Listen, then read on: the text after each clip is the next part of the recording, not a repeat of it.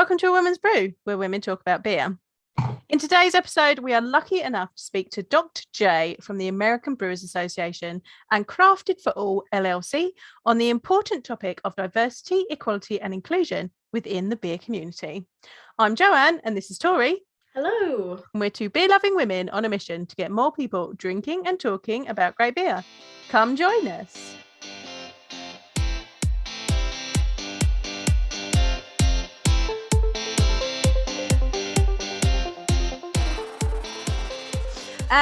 We are really excited and pleased to have Dr. J with us today. Hello, welcome. How are you today? Thank you. I'm doing just fine, although a little bit rattled. Me and my 14-year-old literally just got home from getting a COVID test because he's sick. So we're like fingers crossed. Yep. I'm vaccine boosted and well hydrated. So hopefully that will count for something. Yeah. Fingers crossed for you. Yeah. So we're very excited to have you here today. Would you like to tell everyone a little bit about yourself, a little bit about your background, and maybe why you're here to talk to us today? I never know how to answer this question. And like, what is my background? Many moons ago. Let's see. I'll give you the weird story or the high points. I am currently a diversity, equity, and inclusion professional for the craft beverage industry. I do most of my work in craft beer, but also have the great fortune to work with folks in wine, cider, spirits, and even would love to make some inroads in cannabis beverages. So that's what I'm doing now. This is my second career. I used to be a college professor. So this is kind of, mosey around the professional maypole, number 2. And throughout the whole time, I've been a really passionate and enthusiastic fan of craft beer in particular. And maybe that's the thread that's been connecting everything for the last 25 years. So exciting. So for our international listeners, could you tell us a bit about the Brewers Association, because they may not know about it from over here in the UK? Yeah, that's fine. So the Brewers Association is the not-for-profit professional trade association for craft brewers in the United States. We define a craft brewer as independent, so they are not more than 25% owned by a non-craft brewer entity, and they are small, which means they brew less than 6 million barrels of beer annual. I do not have my barrel to hectoliter ready, but somebody will do it, and we'll see what that is. There's an app for that somewhere, I reckon. Yeah, somewhere. So we, as a trade association, we're a membership-based organization. So of the roughly 9,000 breweries in the United States, more than half, good solid more than half, are members of the Brewers Association. And our main activities are government affairs. So we advocate for our members, but also the whole craft beer community at the federal and state level. We provide education and resources, and then we also allow our membership to kind of access benefits through like strength in numbers, so discounts on subscription services and licensing, things along those lines. Oh, I feel like we need something like that. I was literally just thinking, like, I feel like we need stuff like that because, like, when we have things that go through, like, even just thinking of like the brewer's tax that's going through here, small brewery, it's, you see a lot of people, a lot of like small breweries that are like, this is horrible, like, what can we do? You sign petitions, you do all that stuff, but there's no like unified front that's able to represent them on that level. Everyone just has to hope we all sign a petition and that they look at that and that something happens, and it unfortunately it feels like most times nothing does. They just go, sorry, we feel that it's the best thing that we can do for you, and it's just a bit dismissed, and it just it sucks a bit. So no, we're lucky. We have a full-time federal affairs manager who handles things at the national level. Absolutely brilliant woman named Katie Marisick, and she lives in Washington, D.C. She spends all her time like on the Hill lobbying on behalf of craft brewers. And she's in the last couple of years, won some incredible victories on behalf of craft brewers. And then we also have a state government affairs manager as well, who helps work with our state brewers guilds to kind of do legislation on the state level. So huge benefit of membership, and those folks do some great work. Just a question. Oh, sorry, Joe. I suppose our equivalent might be SEBA. Might be, yeah. Possibly. There's a brewer that's going to let us know now. We probably got that wrong somewhere. Anyway, I'm sure. No, I was just going to say, like, in terms of where, is there like a state that's like has the headquarters for the Brewers Association, or is it more spread out, or how does that work? Which state is it, if there is one? Yeah, so that there is a headquarters. The Brewers Association is headquartered in Boulder, Colorado, kind of at the foothills, base of the Rocky Mountains. We are, though, spread out. We have employees kind of all over. I am actually on the East Coast, based out of Richmond, Virginia, and we have folks all over the place. But the building that people don't go into terribly often because of COVID now is in Colorado. Okay. Interesting. Yeah. So I saw that you dedicated your academic career to American beer. Can you tell us a little bit about that? Yeah. So I was, on the path to this, like, I'm going to be a professor situation. And, the last leg of that is the PhD. And I was in graduate school at the University of North Carolina at Chapel Hill, working on my PhD. And by this time I had kind of been in the beer space for a while, like as a consumer and enthusiast, as a home brewer. And I was actually working at a homebrew shop. That was like how I made my gas money and my beer money. And just was really passionate over there, getting BJCP certified and putting together events and teaching homebrew classes and,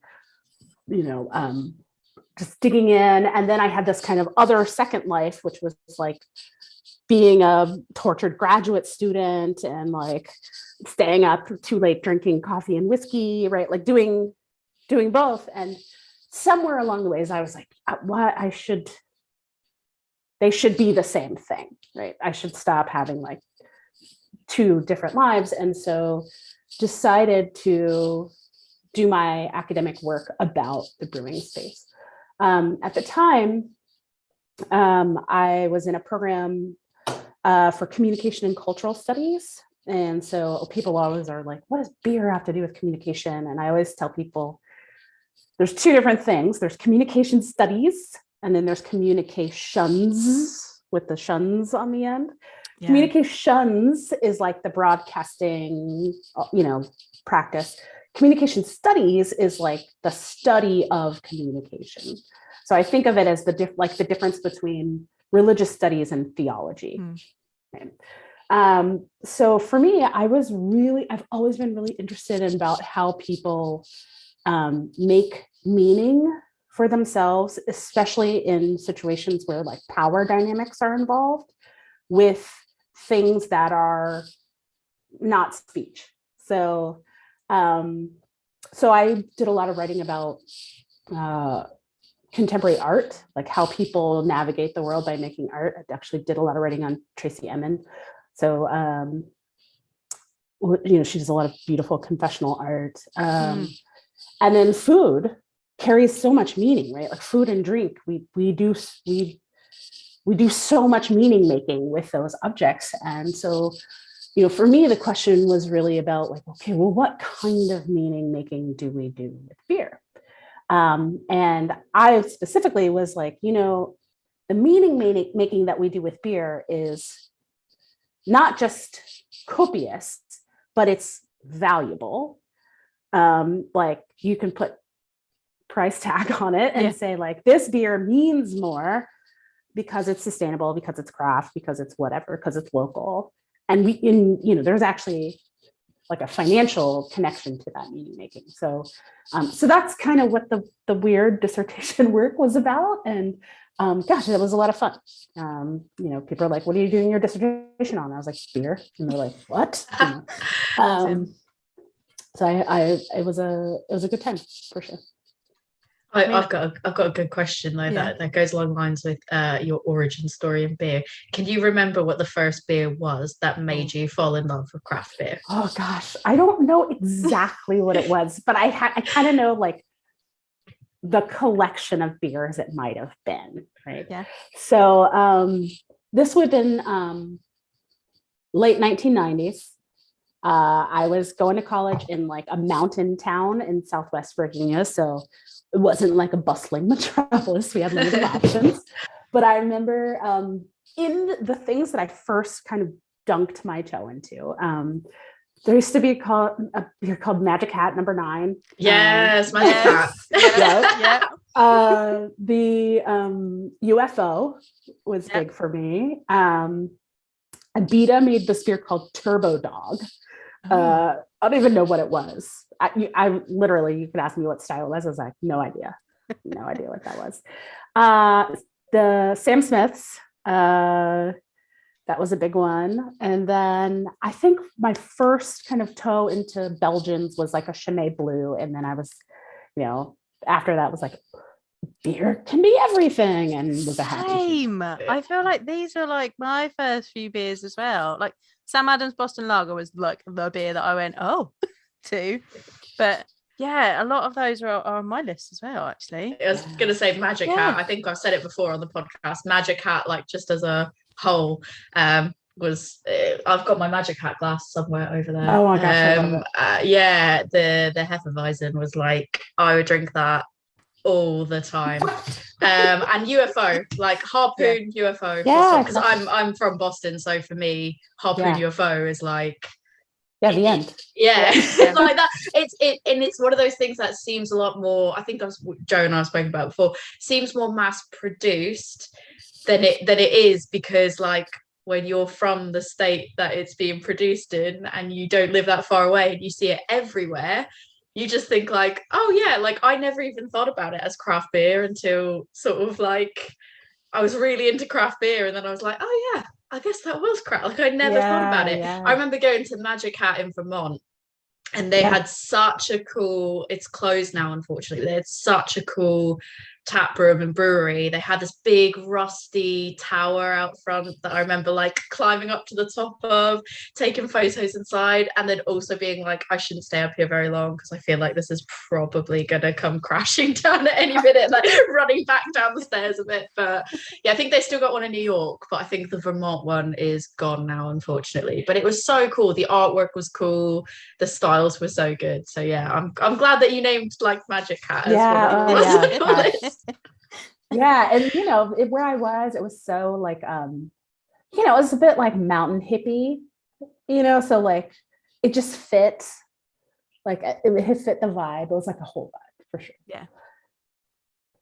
Sorry, Joe, I cut you off when you were about to say something. Well, I was going to say, talking about strange dissertations, mine. So I've got a degree in costume for the screen and stage, and my dissertation was on how musicals put across cultural issues and how costume helps that. So I like looked at like West Side Story, The Wiz,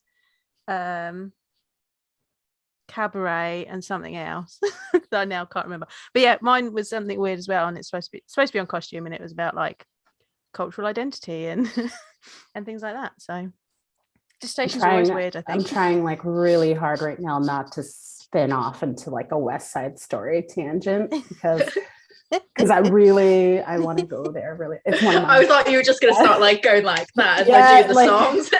So yeah. I watched so many musicals before I wrote that. Like I literally have folders just about all the musicals. I had to start at the time I was doing it. Kill Bill had come out, and I had to stop watching the musicals and watch Kill Bill because I needed something that wasn't somebody bursting into song every 5 seconds. So that is a massive contrast. Yes, I was like, I need something. I've got to watch something else. But when you first said when Kill Bill came out, I had a very small moment where I was like, is Kill Bill a musical? No. I did as well for a second. For a second, I was like, I don't remember Kill Bill. I don't remember that. No, there was a reason for that. Amazing. I feel like we're very I feel like I am really getting into your backstory because I feel like it's very similar to mine at the moment. Like I'm kind of got the whole beer thing going on, and I've got another thing, and that they need to kind of join up. We did just have this conversation the other day, didn't we? Yeah. I was thinking that as well. Yeah. You had mentioned something about how, like, in your dissertation you were saying, the price of beer, you can justify paying more for something because it's craft, it's small and all that. And I think we've kind of come to a point in the UK where supermarkets are offering craft beer, and I guess it is still kind of not, though it seems mass produced. I feel like we are much smaller scale than places in the US, like just as a country. So like size wise, we are smaller. So it maybe seems like it's more mass produced, but if you were to duplicate that same size in the US, it might not be as much as we think.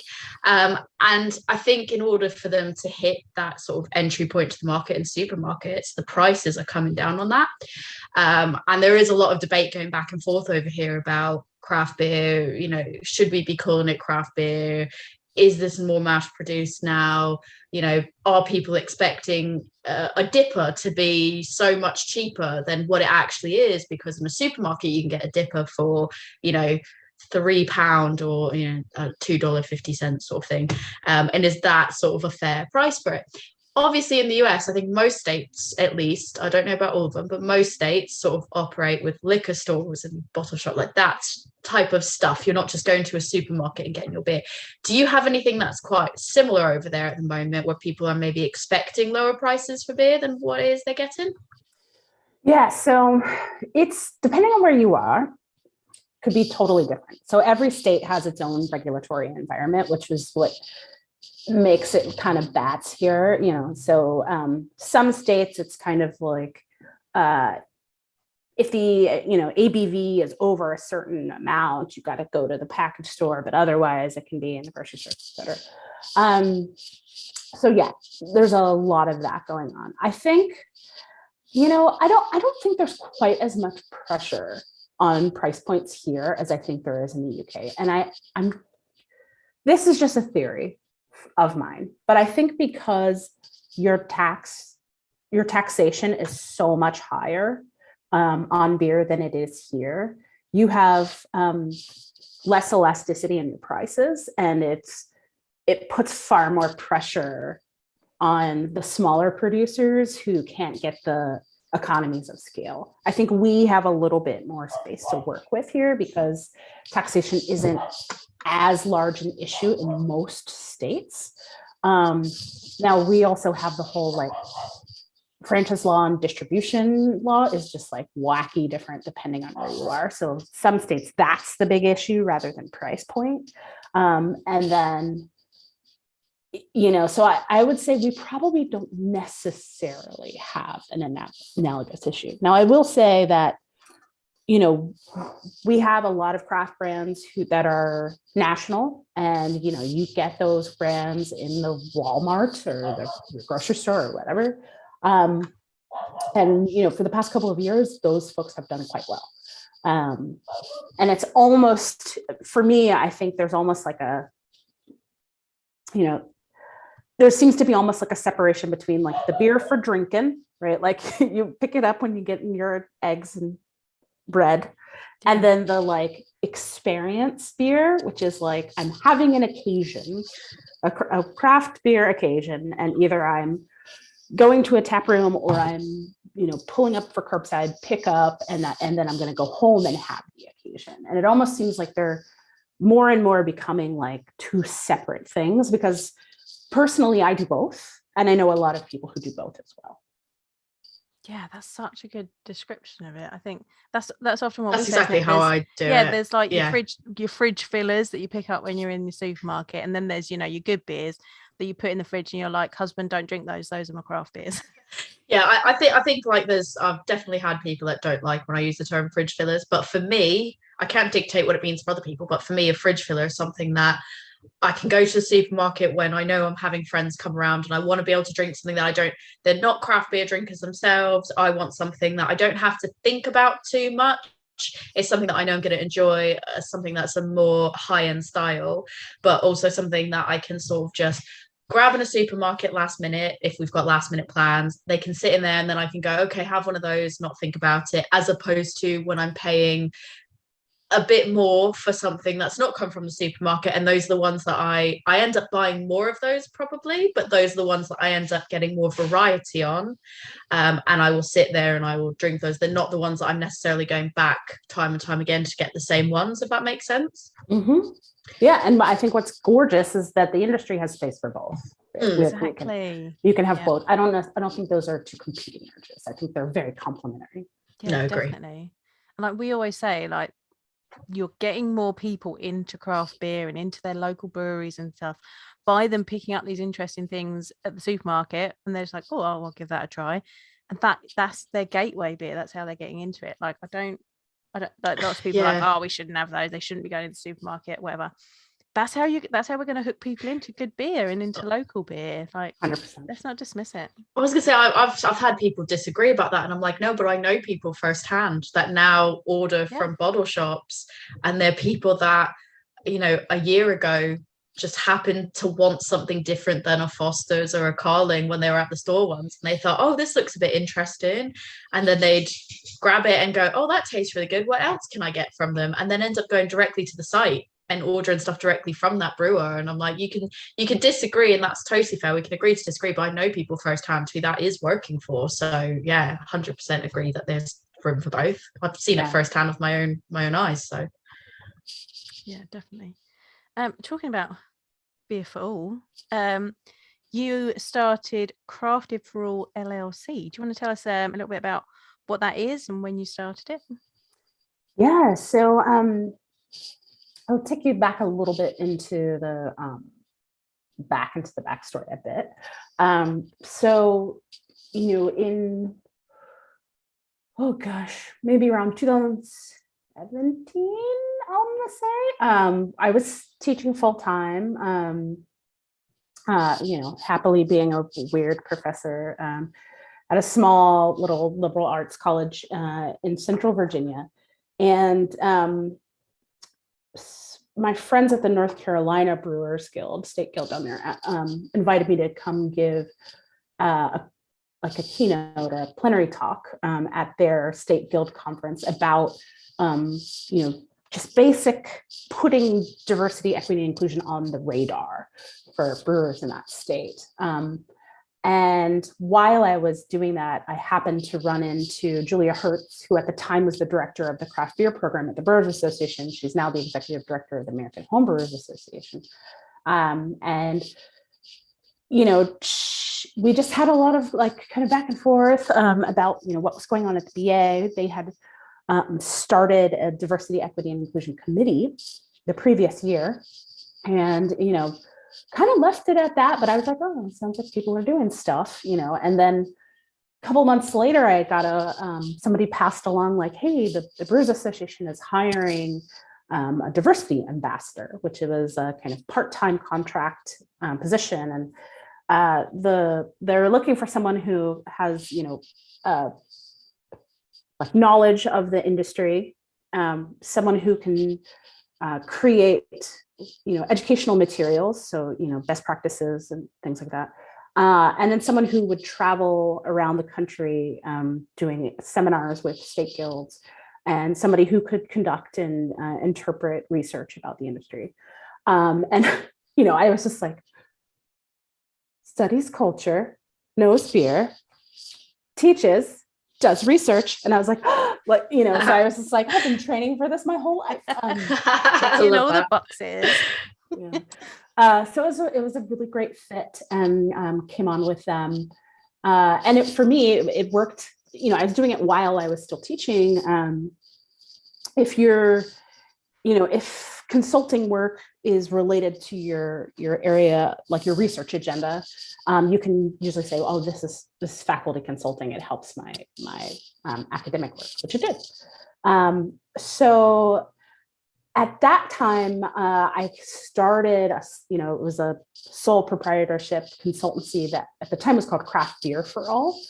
And that was kind of the vehicle that I was doing that work through, because, very quickly after I started doing this work with the Brewers Association, individual breweries were like, oh, can I engage you to come help with this?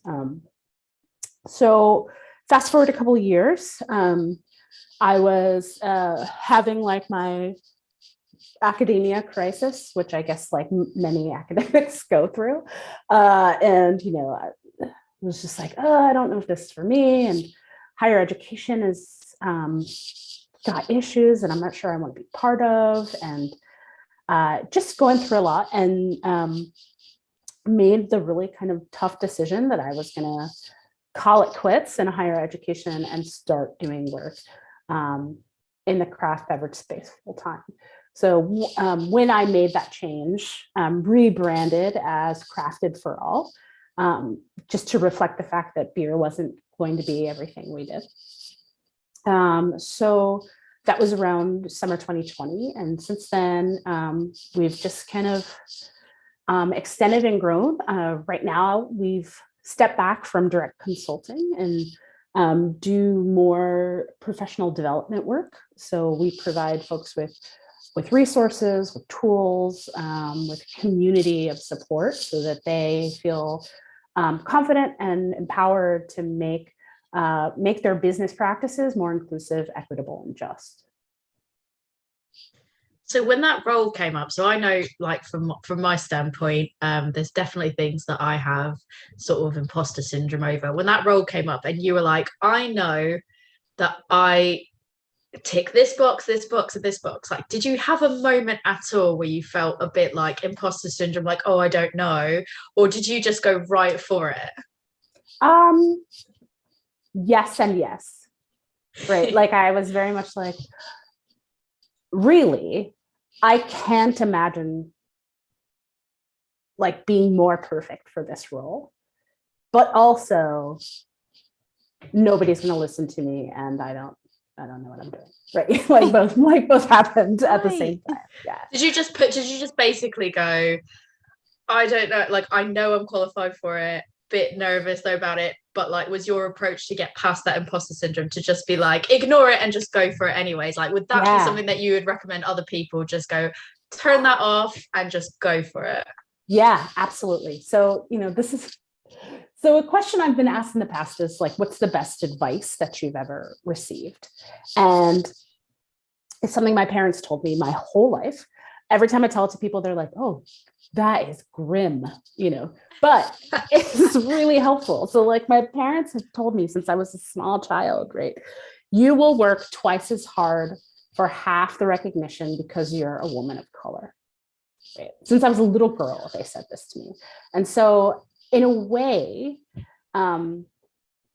it just gave me the biggest, freakiest chip on my shoulder.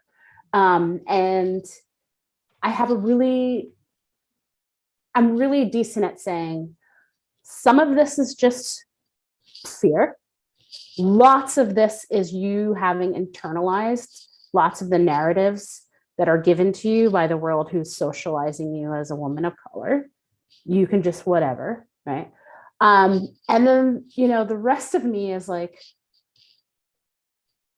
if some like half qualified, mediocre person who just has more confidence gets this role, you will like burn up in your own rage. So like, just go, just go. What's the worst that happens? They turn around and they say, oh, sorry, you're not the right fit for the job. And then you go, okay, well, yeah. Right. I'll go back and do my weird research. Yeah. You'll be more angry if you didn't try. I mean, it's interesting because obviously I definitely cannot speak about it from, you know, the person of color point of view by any means, but I know, like, when you guys were talking about your dissertations and stuff, I went to university, I dropped out. I went to university for journalism, and then I was like, what am I doing? I'm just going to drop out and not do that and move to the UK and all that other stuff. And I've always, what you've described about having to work sort of twice as hard for, you know, half the benefit of it, I've always kind of felt that way from a sort of a female in tech perspective, because I've always kind of worked within the tech or telecom sector, and where women are sort of, it's getting better now, but they are definitely more of a minority there. And also from the standpoint of, I'm surrounded by people that are university educated, people that have studied what it is that they're doing around me.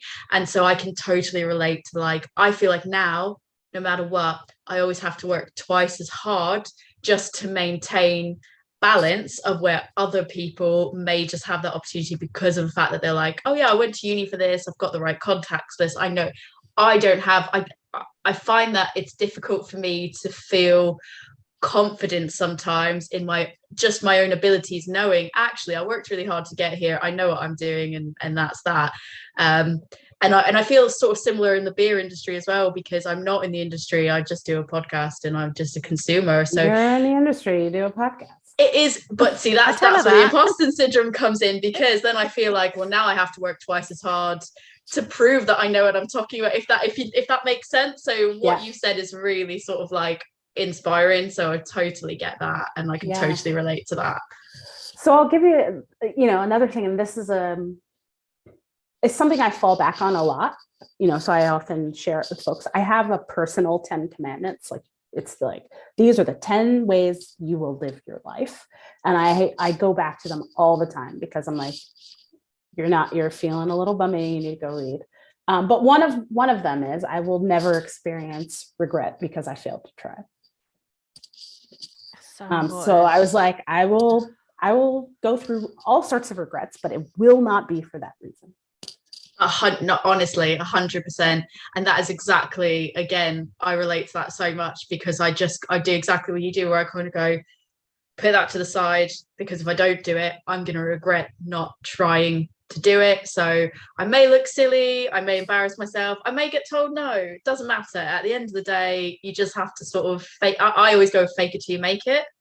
That's the approach I've taken, like, my whole career. It's just fake it till you make it. But you're not faking it.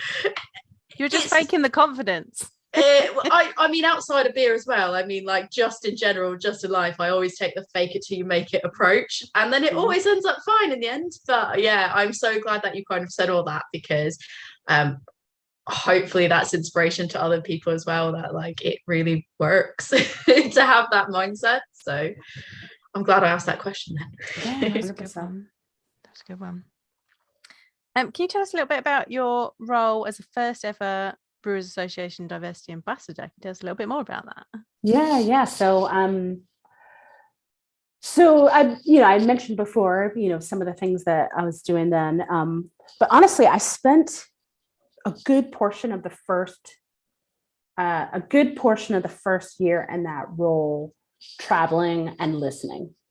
Right? And I just wanted to know, you know, what are brewers struggling with? Like, what do they think they need? What are their thoughts about this issue, et cetera? And, you know, I was surprised that first year.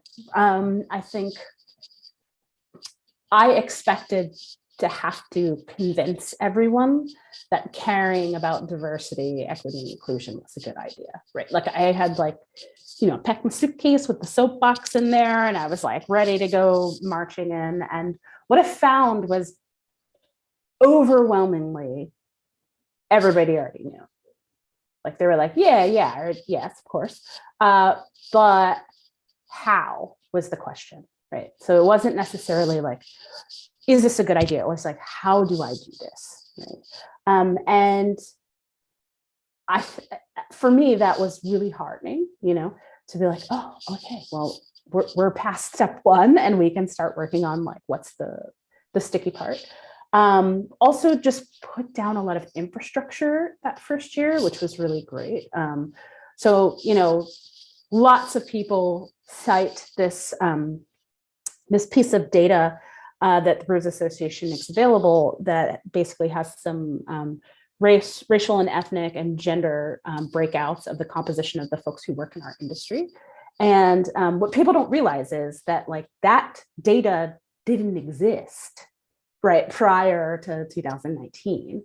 So just, collecting that data for the first time in a comprehensive nationwide way is like a massive piece of accomplishment, because now we have a benchmark and we can see exactly what we need to do and kind of grow that data collection effort, which we've done in this past year, which is wonderful. And then started some programming with the Brewers Association as well. We do a grants program that provides money for folks who are, first it was only people who are organizing events. We've since expanded the program, but people who are organizing events that have a thoughtful and intention to, expand the people who drink craft beer, who work in craft beer, or to provide a little bit more recognition and representation for those folks who are in underrepresented groups who are already in craft beer. And that's been a really fun program to watch grow, because the Brewers Association is a national organization, but it's the people who are on the ground in those communities who are putting events together, who really know their communities and really know how to activate those folks. So it's cool to just say, okay, let's give those folks some money so that they have what they need to make this event like a really special experience for someone new who may be coming to craft beer. And some of the events we've gotten to fund, Fresh Fest, Beers Without Beards, Suave Fest, which is a Latina festival. All these events are bringing new people. Female Brew Fest down in Florida. People go to them and they're like, this thing is awesome, right? And they don't get like a weird introduction maybe in a tap room that's full of people that don't look like them, or they feel uncomfortable. They get to go to like an event that's exciting, and there's people there and there's energy. And I can't think of a better like introduction to the craft beverage space. So. Exactly. I think So good. The internet can be an amazing place, but it can also bring out some of the worst, more vocal parts of communities, and doesn't necessarily it's so much more cold like on a Facebook group sometimes than it would be if you walked into an event where the whole purpose is to be inclusive and get more people in. So sometimes if someone's just seeing something on like a Facebook page or something like that, it can seem really intimidating, judgmental, closed off, and then they are never going to go to an actual event because they are going to see the most vocal members, and normally those most vocal members are the ones that are bothered enough to say some of the stuff that you're just you would never say that out loud to a human being. Why are you saying that? Yeah. Anywhere, and it can just sometimes give such a wrong thing. So I think that's brilliant that you're just let's make someone's first introduction a nice, happy, warm experience where they can actually see what it's like in person and around people that just make the event, really. Yeah, absolutely. So amazing. I love it. So you now lead the Brewers Association's Diversity, Equality and Inclusion Department. I had to read that out to make sure I got all the bits in. What does that involve, and what are your plans with that for the future? Yeah. So, I've worked as the kind of part-time ambassador for a couple of years, and fairly recently, it's been more than a year now, but at the end of the hell year is it? End of 2020. 2022. I don't even know anymore. Who even knows Where are anything we? anymore? Yeah. At the end of 2020, I started as their equity and inclusion partner, Yep. which is essentially a full-time equivalent role. And the big difference is, in addition to the time, is that when I was working as the diversity ambassador, it's very member facing. So, did a lot of work with our membership. In this role, I'm still doing that, but I'm also working inside the association itself with the staff, with the board of directors, to make sure that our internal operations are also as inclusive, equitable, and just as they can be. So, and it's given me the opportunity just to build more, to do more programming, to do some things along those lines. So, yeah, so now it's just awesome. It's really, we've got a lot, really robust programming going on. So, we launched a mentorship program a year ago, and that's now run through 2 cohorts of mentees. We're about to start our 3rd cohort right now, and that's been, gosh, that's just been an incredible program to be part of. We get a group of about 30 folks every cohort, and they're divided into 3 different groups: aspiring professionals, so people who have never worked in the industry; advancing professionals, so people who have worked in the industry and maybe are looking to move into leadership or change roles; and then brewery startups, so people who are looking to start up their own places. And they spend 12 weeks in a virtual mentorship program. During that 12 weeks, they meet with 5 different mentors. So they have 2-week rotations with each of 5 mentors, and each one is in a different area. So if you're in a startup, if you're a brewery startup, for example, you could get a mentor in management, brewery finance, technical brewing, human resources, and marketing and branding. Right? Or if you're front of the house, you could get one in event planning, guest experience, tasting and serving beer. Right? So it's just been an incredible opportunity to kind of allow people to explore a really broad, right, range of industry folks. And our mentors are some of the most accomplished people in the industry who are just volunteering their time to kind of help folks along the way, which has been really fun. That's a hands-on program. It's a hands-on process. It takes a lot. And so certainly that's the type of thing you can only really do when you're like full-time and embedded in the program or embedded in an organization. So that's been really great to put forward. And then plans, gosh, how many days do you have? All the things. yeah, we're gonna look at our existing programs, mentorship and grants, and just try to grow their impact, see what we're doing there. Really getting to work with the staff and the leadership, our board of directors, our committee folks, and really understand what they want and what they need in terms of ongoing learning and training in diversity, equity, and inclusion, and doing a robust annual training program with those folks, which is really exciting. Working with our equity scorecard, we work with a group of metrics internally so that we make sure that we're an organization that's putting ourselves in position to lead the industry by example in terms of how we hit certain operational measures of equity as a business. Looking to make a lot more connections and just grow our network. So it's a fun and exciting time right now. I think this last 2 years, it's been really hard to say I'm excited. Right? Between COVID, between our industry's reckoning with sexism and harassment, with the kind of ongoing conversations about racial injustice and our industry's in many ways lack of preparation to deal with issues on that level. It's not been an easy 2 years. It's been a very challenging 2 years, and so it's good right now to be in a position to say, we've taken some knocks and some dings, and we have learned a lot.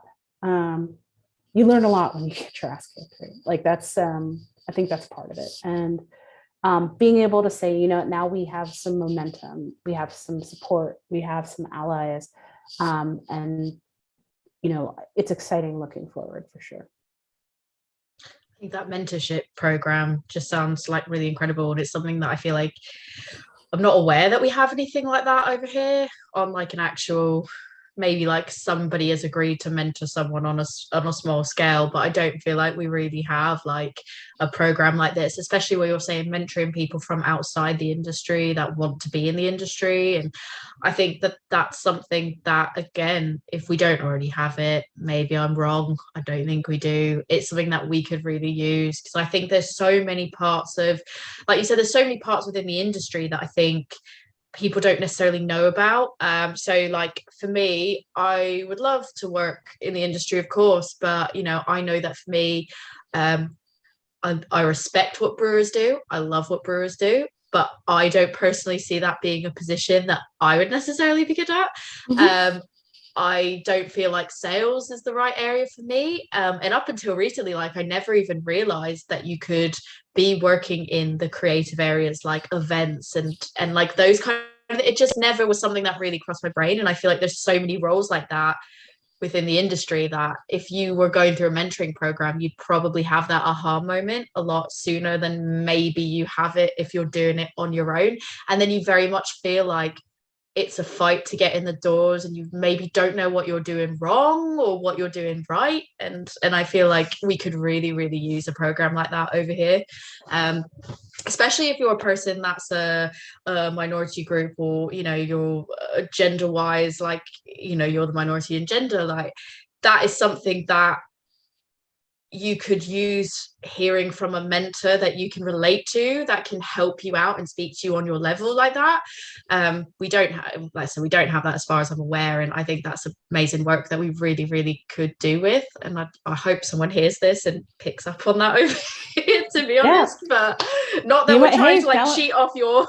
No, I was just about to say, like, tell them to give me a ring and they can copy. I would love to just export the program, right? We need more of it. And, you know, one of the things that I think is so important that we maybe don't talk about as much with the program, you know, it's a program that anyone can apply for. You know, we kind of operate with the assumption like, yes, diversity actually does mean everyone, so everyone can apply, but our goal is to serve those who have experienced barriers to access or advancement. And what I'm probably most proud of is the thoughtfulness with which the people who are involved in the program have interpreted this idea of like, what is a barrier? Right? For some folks, it is large systemic right, injustice. So their barrier might be, you know, based on their race or ethnicity, or their gender, their age, their sexual orientation, their disability status, right?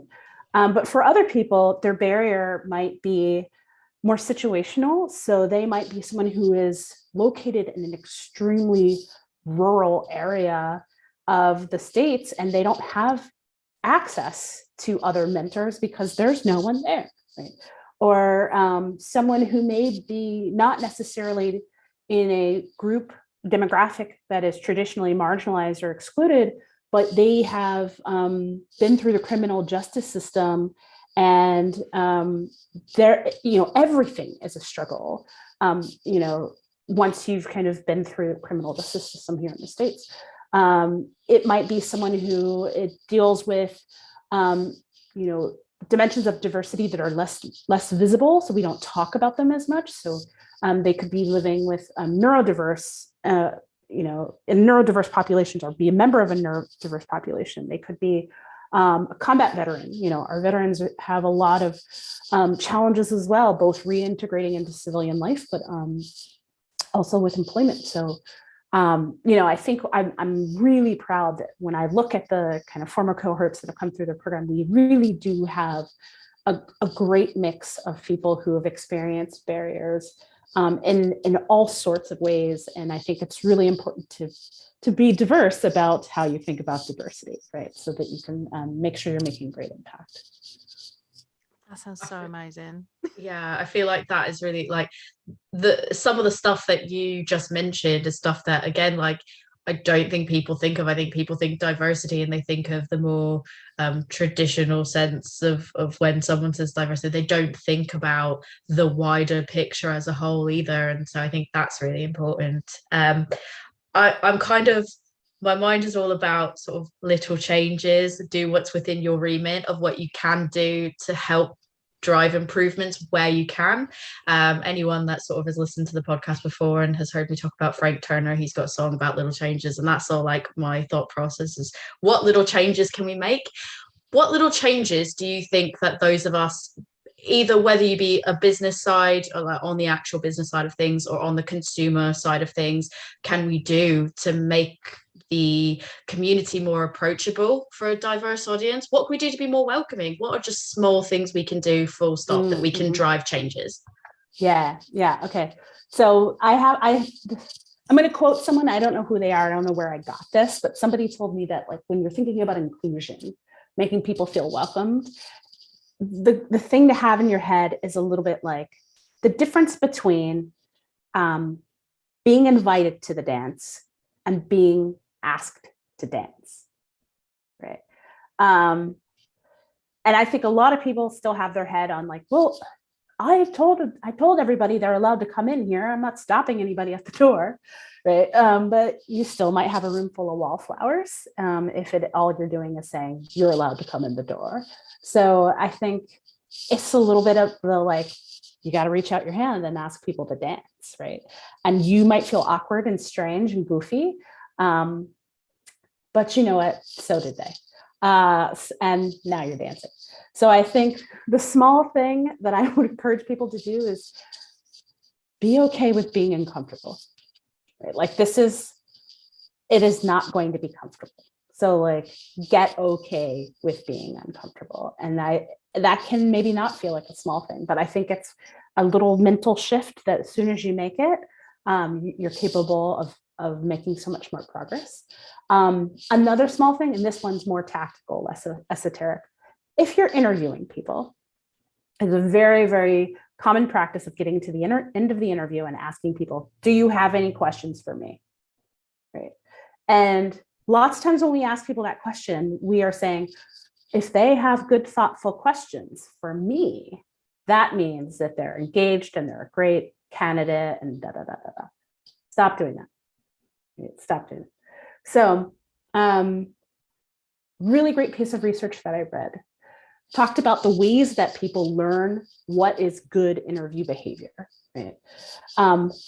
If you ask most people, they'll say, oh, I learned it in school or I learned it in college or like, but what we find is most people actually, it's part of their socialization, right? They learn it from legal guardians or parents, like what is appropriate work behavior and what is not appropriate work behavior. What we find is young people who grow up in mostly working class households where job functions are like, you need to get things done. You need to get things done well. You need to get things done without being asked 27 times to do it. You can provide feedback, but right now, probably the done part is more important. So it's very task-oriented work. And so a lot of times what people learn is put your head down, get it done, learn quickly, do not be the person that has to be told twice.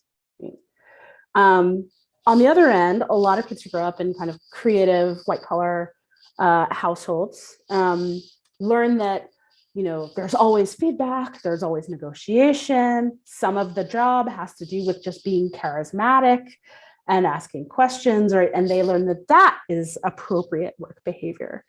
So if you ask somebody who maybe grows up in a traditionally working class household and learn those types of values about work, do you have any questions for me?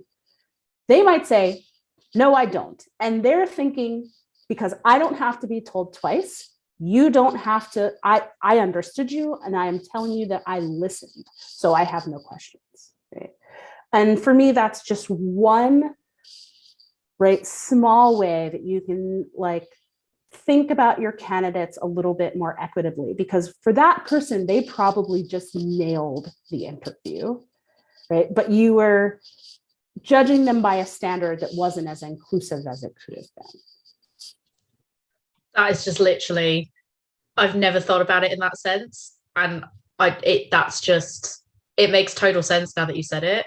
And it just blows my mind because I never would have thought about that even in the way of like, yeah, no, I have no questions because if I ask you the question that maybe I actually have, you're going to think that I wasn't paying attention to you, or that or maybe even somebody thinking, oh, you think I'm less intelligent than I am because I didn't understand when you were talking to me. Or something. Like, that is incredibly fascinating. And again, I really hope that if there's business owners that do happen to listen to this, that they sort of take that on board and take stuff like that into consideration, because that is, yeah, never would have thought twice about that until you said that. And I just think that's so fascinating. Yeah, that's really interesting. And that's like, I've been through the interview process as an interviewer a fair few times in the job that I'm in now, and that is like, if you got any more questions, and you're like, right, so you got, like, you're told when you're learning about going to an interview, have a question ready, always have a question ready. Some people haven't got that ready because they're like, nope, I took it all in, I know what you want from me, ready to go. I hadn't thought of that. I always thought about it in the sense of, like, when you're interviewed, have your like, either have your question ready because you're supposed to have a question ready, even if it's just like part of the process. But also I think there's an element where, like, I've always been told, well, you're interviewing them sort of in a sense just as much as they're interviewing you. So if you've got a question that's going to make or break how happy you are with a place and they've not covered it, ask that question, like that type of stuff. And it's just never occurred to me that, like, yeah, the way you grow up or the way you interact in your household is totally going to change the whole way that you perceive that question. And like, mind blown. Like, that was crazy. It's so interesting. Have you got any other tips for UK, like, beer businesses or such, like beer consumers, about how to be more diverse over You're going to say, do you have any other questions for me? And I was like, that's cheeky. No. I was like, that's a cheeky one. That's not on my list. That's not on my list. Okay. Yeah, I'll give you my kind of, these are a little bit high level, but I think they work, right? So I always tell people, we spoke about it a little bit when we talked about the mentorship program, but for me, I say focus on barriers, not bait, right? So what people often do when they think, oh, I gotta get different people in here, we gotta put some bait out for them, right? So, many a tragic pink beer, right, has been created to try to bait the women, because apparently women drink pink things. I don't know. That's probably less effective than asking yourself, what barriers may women be experiencing that are keeping them from forming a relationship with my business, right? And when you ask the barrier question, you need to make sure that you understand that if you don't perceive the barrier, that doesn't mean it's not real. So I would say that's critical. I would say second, focus on processes, not programs. Right? So there's a lot of knee-jerk intention to try to, like, make a program in order to drive more diverse customers or staff. So, and this isn't saying programs are bad. I just talked to you about a couple of programs that I was instrumental in putting into place, but I would say start with your processes, then work on programs. So for example, instead of going straight for, I don't know, mentorship, scholarship, whatever, you might want to say, let's look at all the various processes across this business. How do we hire? How do we retain? How do we onboard? How do we source raw ingredients and other things? How do we run our events? How do we do our human resources? Right? Like, look at all of your processes and ask yourself, is this process as inclusive as it could be? Right? So if you have professional development and it's always at the same time, and people who have caregiving responsibilities for elderly parents or children can never make that time, then the answer is no, your process is not as inclusive as it could be. So work on changing that process. Right? Is your hiring as inclusive as it could be? Right? So basically, like, I would say start with all your processes and audit the process, right? So like for me, diversity and equity inclusion isn't the side program, it's an approach to doing everything you do. Right? And then lastly, I would say, be ready to do the work. Right? And that's a phrase that gets tossed out around a lot, right? Do the work. I think some people think do the work means going on Twitter and yelling. And I think that's not always the work. But I would say, for example, if you're looking at making more diverse hires, it might mean you need to post your ad in a lot more places and do a lot more reviewing of applications and resumes. So like if you have to review twice as many resumes to get a more diverse staff, that's the work, right? Yeah. Like you need to invest the time to do that. If you are saying, another thing I tell people, like you might need to reconsider your requirement that people know a lot about craft beer to have a particular position. But that might mean you have to spend a little bit more time in training, right? Training people. All of these other investments for me are what it takes to do the work. What I think is great is that the ROI is huge, right? You get a return on that investment, but you got to be willing to put it in the first place. Yeah, that's so important because you want those different points of view and those different thoughts. So important. If you're taking stock of your processes and you kind of say like, is my hiring process the most inclusive that it can be? And obviously, if you're coming from a perspective where maybe you don't know what the most inclusive process is, I'm assuming in the US, somebody could come to someone like yourself to sort of help with that audit. Do you have any sort of international resources at all that sort of do similar things to what you guys do in the US that someone in the UK could reach out to? Or do you think it's just a case of you have to just ask your peers and people around you? No, I mean, you all could come to me still. So if you go to craftedforall.com, you can see kind of two ways you might be able to get this information. The first is something we call the Crafted for All commitment. It is 23 action items that cover 7 areas of doing business. And essentially the commitment is a pledge. You sign up and say, we are committed to doing better on these 23 items. When you do that, you get featured on our website. You can use some of our marketing collateral to kind of show that you've made the commitment. And then you receive some resources from us to help you get started on that journey. If you're looking for more like extended support, then you can join the Crafted for All Patreon community. For our Patreon subscribers, we do regular resources, working happy hours. We have guest speakers. We do a live stream pod once a month on lots of stuff. And actually, one of the things that we work on is we have an assessment tool that essentially is like, here are all the different areas of your business. And it allows you to score yourself. Like, here's how I'm doing. And then later on, we publish what we call our level ups. So it's basically like, if you said you were here, here's how you get from here to here, right? And here's what your future thing is. So all of those things are like for what I think of as like systems management for DEI work, and that's really where Crafted for All kind of makes its intervention. I kind of think of it like every other type of business, type of improvement work you might do on a business. Like, not a lot, if you have to do with like your sales or your quality control program, like nobody would just friggin' wing it. You wouldn't be like, I don't know, we'll see how it goes. Right. You would get systems, tools, benchmarks, checks, assessments, right? Like you would use systematic infrastructure to improve in those particular areas. So that's what we provide.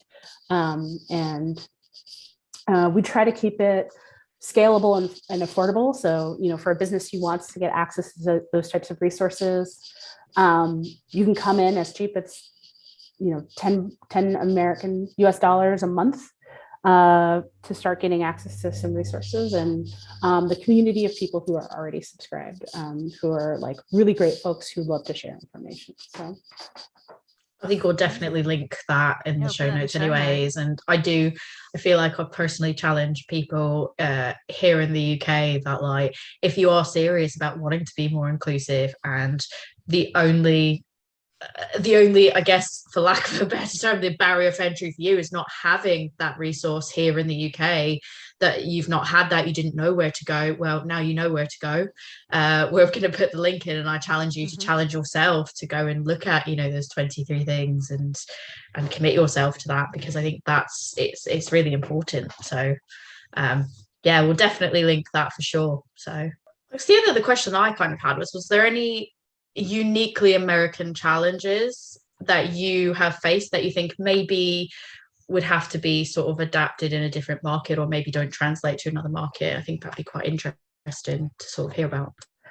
Yeah. Well, I mean, I think you're probably aware that, I think our history with racial inequity in the US is just so specific and so all encompassing. It touches everything. I kind of think it might not be a good analog, but I kind of think that like class has a similar dynamic in the UK. I think. Yeah, I would agree. Yeah, I think so.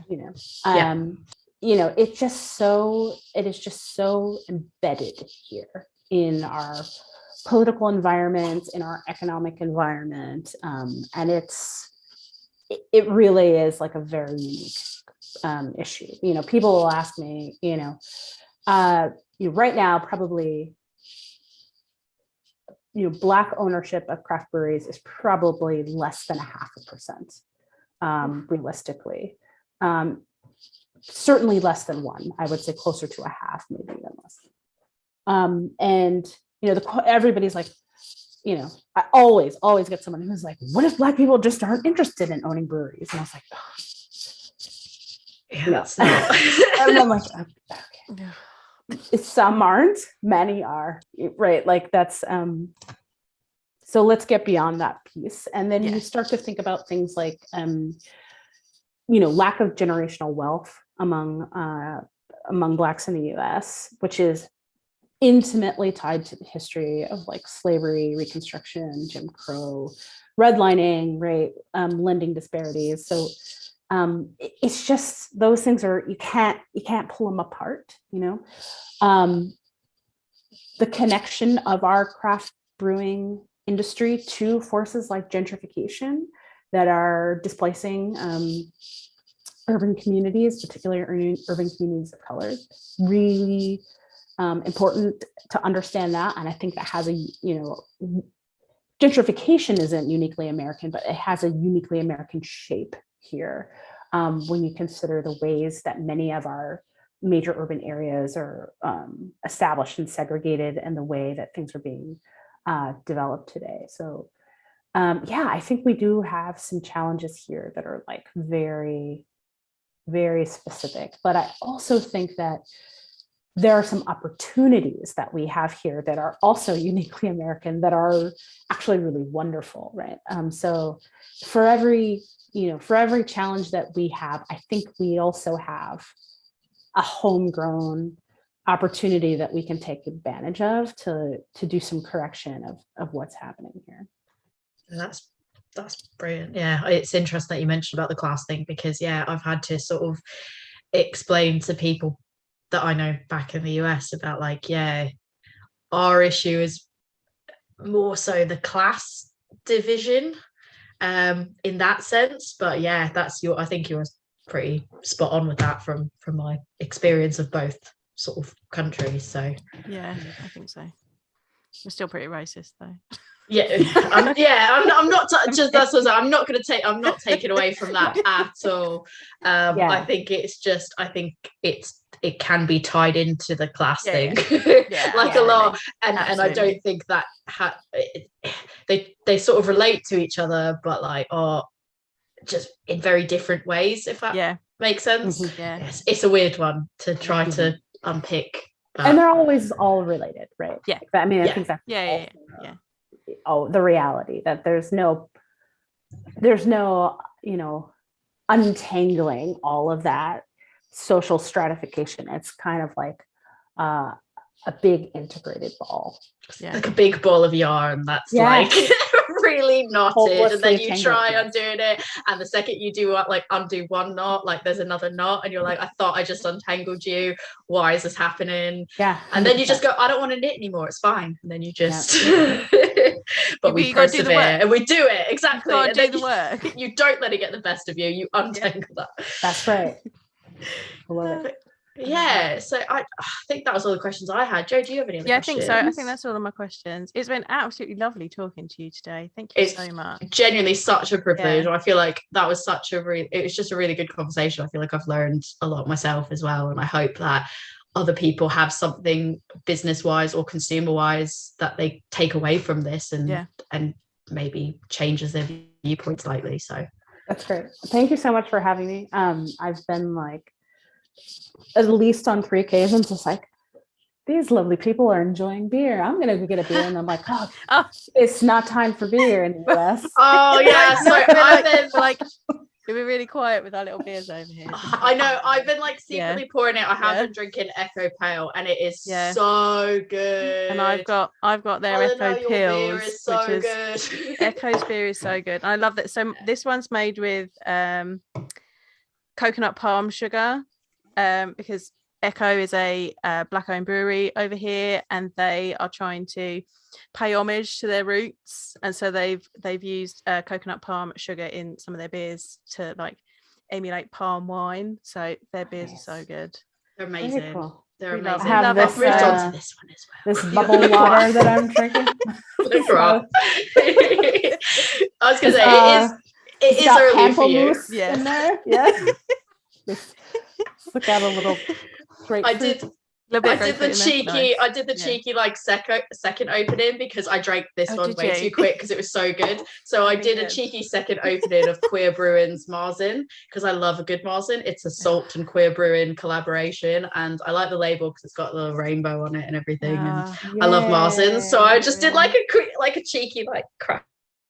That's awesome. Just pour out of the corner sort of thing. But well, much respect to Lily and love Lily. Right? And gosh, who doesn't like a Marzen, man? That's amazing. Who doesn't like a Marzen? I just bought as many as I could during Marzen season. I was just collect them all like Pokemon. It's great. I think I've drunk all of mine. Pokemon! Oh gosh. Yeah, that's gonna be my. That's it. I gotta write that down. But thank you so much for joining us. It's been such a joy. It's such a good conversation. Hopefully someday we could we'll meet in person. Meet up somewhere and have a drink somewhere in the world. So I don't know if you all knew, but I was at Friends and Family. Oh, were you? 2020, just before. February. Yeah. I was sick as hell. Oh no. And then it was late February. I was on the plane back from Manchester, hacking my lungs out. And they were like, at the time it was still ridiculous. They were like, have you been to mainland China? I was like, yeah. We're what? I've been in Manchester. What do you think? But that was the last trip I took in 2020, and have been since then sigh. I want to go. You'll have to come back. We'll have to have a meet up, and it will be really good. So hard sigh. Hard sigh. Is there anything you want to plug before you go? We'll put the website in the show notes. Anything else you want people to go and look at? Yeah, man. Just get online and find people who are doing cool things, and cheat off them. Get in touch with them, see what learnings they have. My great friends over at Beer Culture are always doing amazing work. Please, Beer Culture with a K, check out what they're doing. I've had the great pleasure of being on the board of the Michael James Jackson Foundation for brewing and distilling. We do full scholarships for people who are going into brewing and distilling for BIPOC folks. Check out that. It's been really cool just to see some of the folks who've received scholarships and where they're headed in the world. already shouted out Queer Brewing Project, but love the work that Lily has been doing there. It's been so interesting to follow like Burham Collective and some of the folks who are just advocating for people over on your side of the globe. So you don't have to love everything, you don't have to agree with everything, but I would say just get in and like expose yourself to the conversations that are being had, because I think the first step is like knowing what's out there. And I would say do this before you start jumping into the conversation, so that you do not end up splaining people who do not need to be splained. Right. Yes, so I did this thing. It was probably about 2019. I got really bored of just seeing, we love you, but I got really bored of just seeing white men's opinions on my Instagram. So I made a point of following people of color, following queer accounts, following women, and my feed was so different. And just listening to what they were doing and listening to what they had to say, like, just go out and start following people who are different from you and see the array of things that are out there that you're missing out on. Yeah, beautiful advice. That's perfect. I was gonna say I co-sign that. And we got our rap magnet jumpers. I've got your shirt here. I've got her shirt. I've got my anti-sexist, anti-racist, pro-equality beer club jumper on. I've got my Kindred. Yes. So excited to receive this. Yeah, I'm excited for mine. But yeah. Brilliant. Hopefully thank you so we speak much to you again. Thank you for having me. So that was a really good conversation. That was such a good conversation. I learned more about things that I didn't think that I needed to learn about per se. Like, in terms of like the people probably saw my mind explode if you're watching the video when it came to the interview part, and it's stuff like that, because I've never been in that position of hiring or anything like that. I found that to be like really extra fascinating, because only been a candidate being interviewed, and I never would have even thought behind that about what she said. And as she said, as we discussed, like opens up the door to like, okay, what else? And just mindful thinking about unconscious bias, just really interesting stuff. So that was a really good conversation. I'm so glad that we had it. Yeah, it was so important. And I think it's really kind of around the things that are a part of the values of A Woman's Brew. Like, we're here to get everyone that wants to be involved in the beer community to get you into it in whatever way you want to be involved in it, no matter who you are, where you're from, what your background is. Come and enjoy great beer with us. Yeah, and I found it really interesting about what she talked about. Some of the barriers weren't the most common barriers that you don't think of. Like stuff like, neurodiverse being like a barrier to entry, and being in a remote area being a barrier to entry. Like, that is stuff that is quite interesting, because it doesn't get called out as much as a barrier to entry. So I just found that really, really interesting. It was genuinely a brilliant conversation. And I mean, as I said on the episode, like, I challenge everyone that says that they want to be inclusive, that they want to learn, they want to grow, and they want to, adapt their way of working to be a more inviting and inclusive operation and atmosphere. Like, I challenge you to go and look at the resources that she's providing for free. Sign up to the Patreon if you need that support, all that. I think it's really interesting what she's discussed. Definitely check it out. I can't really vouch for that enough, and I really hope that I see someone pick up the baton over here and do something similar to like what they're implementing over there with mentorships and stuff like that. That was amazing. Yeah, that would be really good. There's definitely a market for that, I think. And if we've missed something and there is something out there like that we don't know about, let us know. Email lovebeerlearning@gmail.com and let us know what we've missed, because that's please tell us. Yeah, we want to promote it. Like, we want people to know about it. So definitely correct us and tell us if we're just talking out our bums and we've missed something completely, or it's gone completely over our head. Because at the end of the day, Joe does the beer school, but outside of that kind of It's like neither of us work in breweries in those industries. From that standpoint, that maybe we just have missed it, we don't know about it, so we would love to be able to shout from the rooftops about it if there is something out there, so that more people know about it. So yeah, absolutely. So Tori, if people want to come and talk to you about where you got your lovely jumper there, you've got you can't get it because there's none left. Haha. I'm just kidding. I mean, I'm not kidding, but I'm not laughing at you. It's a joke. But if you want to come and talk to me about my jumper or about this amazing Echo Pale number 3 that I had, because it is fantastic. Mine's in the fridge. You're in for a ride. It is chef's kiss. Feel free to come find me on Instagram. I'm adventures_in_optimism. Joe, if people want to talk to you about inclusivity and equality, you can come and talk to me. I will talk to you about that. I mean, I've got privilege. I am a white woman, white English woman, so I've got a bit of privilege there. But you know, I'm still a woman, so you know. Also, I'm pagan and religious freedom as well. That's a thing, people. You come talk to me. I am a woman's brew on Facebook, Instagram, and Twitter. I tend to hang out on Instagram. Or come find my beer school, which is open to all. Come and learn about beer with me. That is Love Beer Learning. We're on Facebook, Instagram, and Twitter. I mostly hang out on Instagram there as well. We're also on TikTok and Pinterest. And there's a few bits on YouTube as well now. If you don't watch the video of this, come and find the YouTube. We're everywhere. Just come and find Love Beer Learning everywhere. There's a website, which is lovebeerlearning.co.uk. And that email address again is lovebeerlearning@gmail.com. So come find us. We've got a Patreon too. You can find out about that on the website. Come support us for £2 a month. That's less than like a can of really good beer. So come and support us so that we can continue to bring you this interesting information every week. Come join us. So on that note,